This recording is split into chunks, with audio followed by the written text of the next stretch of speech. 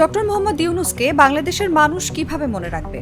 এক নেতাকে নীরব ইতিহাসের ভাঙা রাজ্য সামলাতে পাঠানো, নাকি এক অভ্যুত্থানকে কাঠামোগত পরিবর্তনে ব্যর্থ একজন মানুষের গল্প?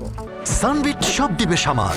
সানবিট ম্যাজিক প্রেস ডিশওয়াশিং এর মাথা ঘোরানো সলিউশন।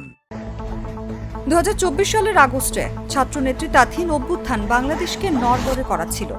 দীর্ঘদিনের শাসক পদত্যাগের পর দেশ ভেঙে পড়ার এক ধরনের মুহূর্তে দায়িত্ব নেন দেশের একমাত্র নোবেল জয়ী ডক্টর ইউনূস।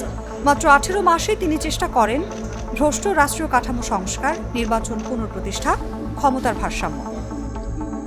কিন্তু হতাশায় পড়েছে অনেকেই। কেউ কেউ বলছেন, আমরা সুযোগ হারিয়েছি, আমরা ডক্টর ইউনূসকে ঠিকমতো কাজ করতে দেইনি। নানা স্বার্থান্বেষী গোষ্ঠী, ভেতরের প্রশাসনিক প্রতিরোধ এবং রাজনৈতিক বিভাজন সব মিলিয়ে ইউনূসের হাত বাঁধা। ছাত্রনেতা নাহিদ ইসলাম বলেন, আমাদের তখন দরকার ছিল একজন সবার কাছে গ্রহণযোগ্য নেতা, বিকল্প কেউ ছিল না। ডক্টর ইউনূস সরকারের সবচেয়ে গুরুত্বপূর্ণ উদ্যোগ ছিল মানুষের ন্যায় বিচার নিশ্চিত করা। 2009 থেকে 2024 পর্যন্ত গোপন আটক কেন্দ্র ও গুমের 1913টি অভিযোগ যাচাই করা, 287 জন নিখোঁজ বা মৃত হিসেবে চিহ্নিত করা। এটি ছিল এক সাহসী হস্তক্ষেপ।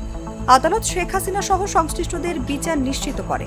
ইউনূস দেশ ও আন্তর্জাতিক পর্যায়ে প্রমাণ করেছেন স্বৈরতন্ত্র পদ্ধতিগত ছিল। তবে সকল প্রত্যাশা পূরণ হয়নি। নির্বাচন, অর্থনীতি, আমলাতন্ত্র সব ক্ষেত্রেই বাস্তবতার সীমাবদ্ধতা ছিল। বিশেষজ্ঞরা মনে করেন তিনি দ্রুত অনেক করতে চেয়েছিলেন, কিন্তু সময় ও সমর্থন সীমিত ছিল। ডক্টর ইউনূস এখন দায়িত্ব ছাড়ার প্রস্তুতি নিচ্ছেন।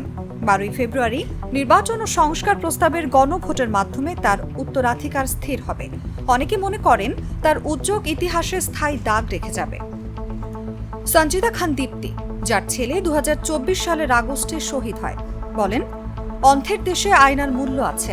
এমন এক সময় একজন মানুষ কি করতে পারে তিনি দেখিয়েছেন। ডক্টর ইউনূস একজন নীরব নায়ক, যিনি ভেঙে পড়া রাষ্ট্রকে সামলাতে এলেন, মানুষের জন্য ন্যায় বিচার চাইলেন, কিন্তু সর্বসম্মত সমর্থন পাননি। ইতিহাস তার নাম কিভাবে লিখবে, উজ্জ্বল নেতা নাকি সুযোগ হারানো রাষ্ট্রনায়ক, সেটা নির্ভর করবে আমরা কি তার সময়ের গুরুত্ব বুঝতে পারি কিনা তার উপর। নিউজ ডেস্ক, জাগো নিউজ।